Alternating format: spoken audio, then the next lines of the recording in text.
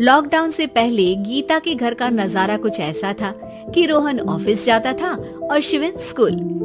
जिनके घर से जाने के बाद गीता काम खत्म करके बाकी समय आराम करती थी। लेकिन लॉकडाउन के बाद ऑफिस और स्कूल घर में ही खुल गए और इससे गीता का हाल वो तो आपको देखने में ही मजा आएगा।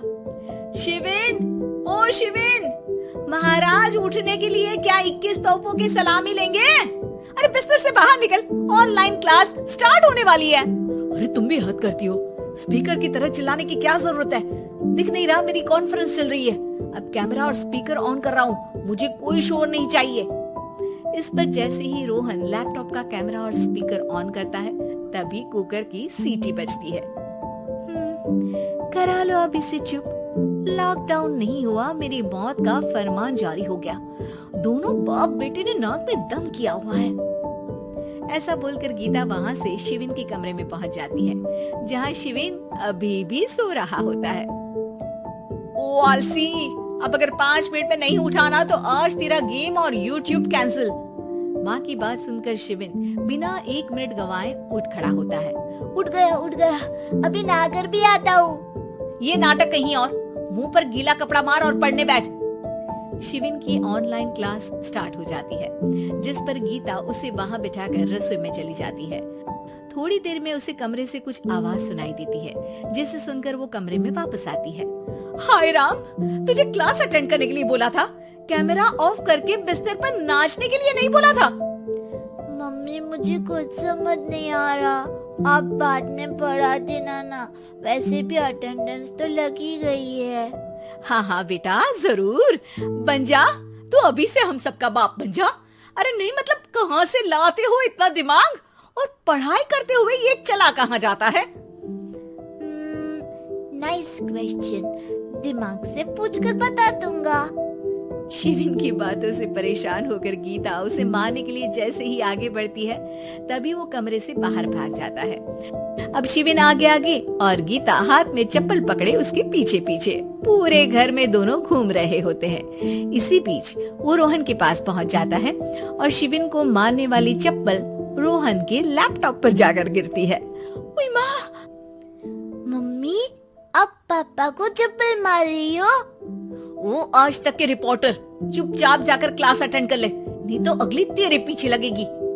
इस पर शिविन वहाँ से चला जाता है, जिसके बाद रोहन गीता से कहता है, इस सर्कस के लिए कुछ बोलना चाहोगी? अरे क्या करूं, जब से तुम दोनों घर में रहने लगे हो, घर अपने आप ही सर्कस बन गया है और मैं तुम्हारी नौकर। कभी बेटी को संभालो तो कभी बाप के नखरे उठाओ। इन्हीं सब उथल पुथल में दिन बीतते रहते हैं, जिसमें हर रोज घर के अंदर कुछ नया सियप्पा खड़ा मिलता है, जो ज्यादातर शिविन और रोहन के ऑनलाइन स्कूल और ऑफिस से रिलेटेड ही होता है। एक सुबह, शिविन चलो उठ, आज की क्लास जल्दी है। कैमरा ऑफ करके आप अटेंड कर लो। अरे ऐसे छित्तर पड़ेंगे, दादी नानी सब एक साथ याद आ जाएगी। गीता की लाख मशक्कतों के बाद क्लास तो खत्म हो जाती है, लेकिन उसके बाद शिविन फोन इस्तेमाल करते हुए इंस्टाग्राम रील बनाने लगता है। रसोड़े में कौन था? तुम थी, मैं थी, कौन था? हाँ, मैं गरीब हूँ। अरे ओ गरीब के बेटे, आजा, मैं बनाती हूँ तुझे गरीब। मैं बताती हूँ रसोड़े में कौन था। पढ़ाई करने बोलो तो इनकी माँ मर जाती है और ये पागलपंतियाँ जितनी मर्जी करा लो।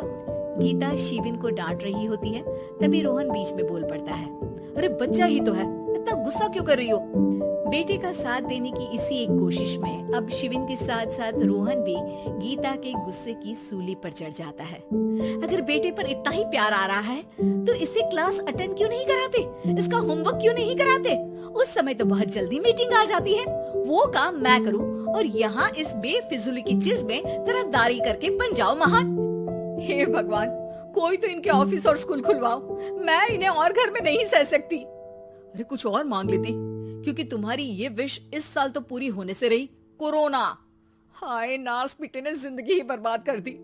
खाए कोई पचाए कोई, कल मुझे चुन चुन कर सबको मेरी बद्दुआ लगेगी। उन्होंने दुनिया का और इन बाप बेटे दोनों ने मेरा जीना मुश्किल कर दिया। गीता वहाँ से चली जाती है। जिसके बाद रोहन शिविन से कहता है, अरे तुम्हारी मम्मी इतनी भड़की हुई क्यों है? आपकी वजह से पूरा समय घर में रहते हो और उस पर कोई काम कराने की जगह बस ऑर्डर देते रहते हो। अच्छा बेटे, सारा इल्जाम मुझ पर? पूरा दिन तो वो तुम पर ही चिल्लाती है। हाँ, मतलब दोनों का 50-50 है, कुछ करना पड़ेगा। वो कहते ना, make the best out of worst. I have an idea. वैसे तुम्हारी माँ सही कहती है, बहुत जुबान चलाने लगे हो, कम बोला करो। अगली सुबह रोहन और शिविन अपनी गलती को सुधारने के लिए गीता के उठने से पहले घर का आधा काम खत्म कर देते हैं, जिसे देखकर गीता खुश हो जाती है और फिर बाकी बचा काम वो तीनों मिलकर पूरा कर लेते हैं। जिसके बाद अब वो सब मिल बांट कर हर काम में एक दूसरे की मदद करते हुए लॉकडाउन का मजा लेने लगते हैं।